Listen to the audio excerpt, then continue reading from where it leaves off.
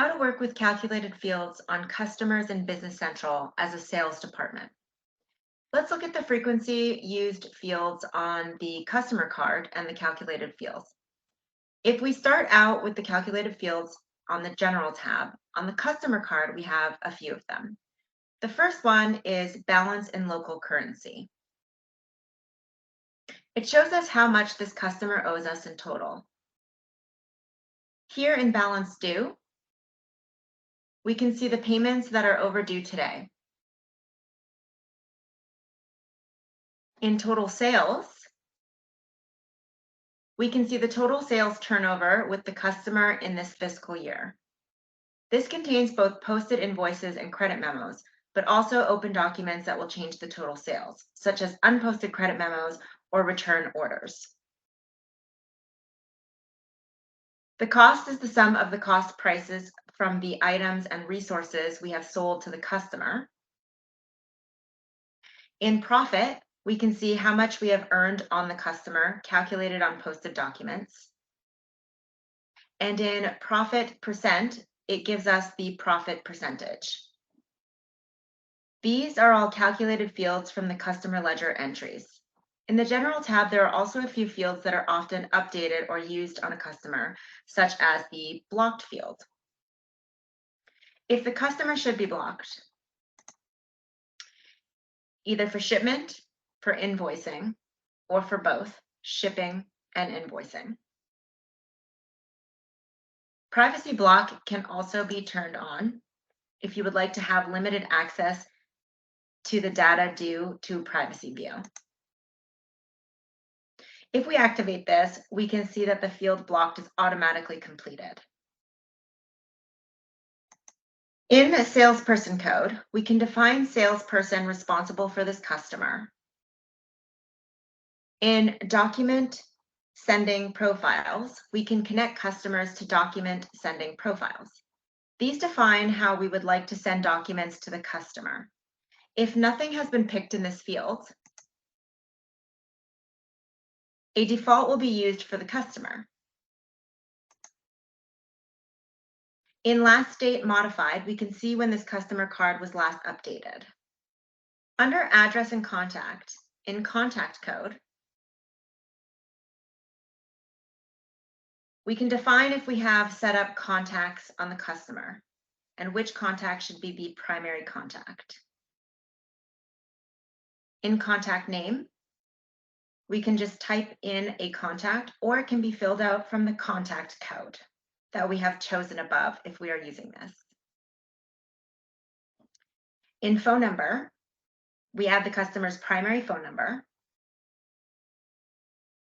Email is the email address we primarily send documents to. And homepage is the customer's website. In invoicing, we can define if a bill to customer is different from the current customer card. We do this by finding the other customer and enter it here in bill to the customer number. In GLN, we enter the customer's global location number if we're using electronic document sending. In payments, we can insert a prepayment percentage if the customer needs to prepay for all of their orders.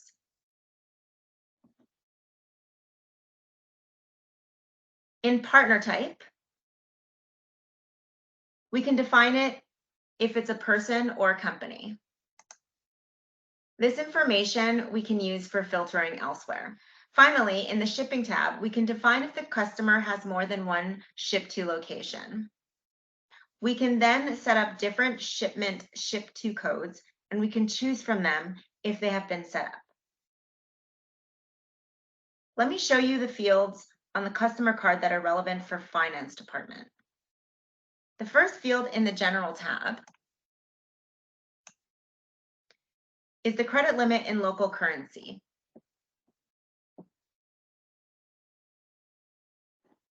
Right here.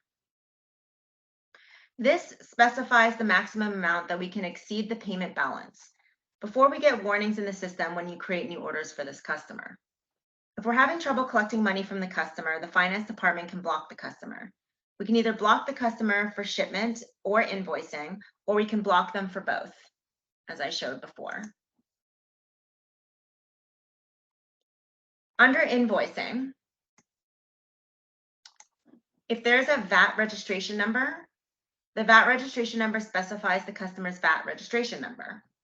The global location number is used in electronic document sending. Also important for the finance department are the posting details. Here we define the general business posting group, the VAT posting group, if it's present on the card, and the customer posting group. These are explained further in other videos. Payments is an area that the finance department is also interested in. In prepayments, we define if the customer should prepay a certain percentage of the orders before shipping them. In application method, right here, we specify how to apply payments on entries, either manually or apply to oldest. In payment terms code, we define when payments are due. These are configured in the payment terms list. In payment method code, we define how the customer should pay. This is set up in the payment under the code table. In reminder terms code, we define how reminders will be calculated, the due dates, the grace dates, and the text that should appear. These are set up in the reminder terms table.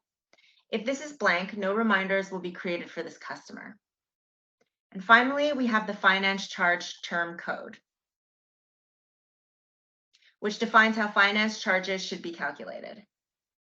These are defined in the finance charge term code table.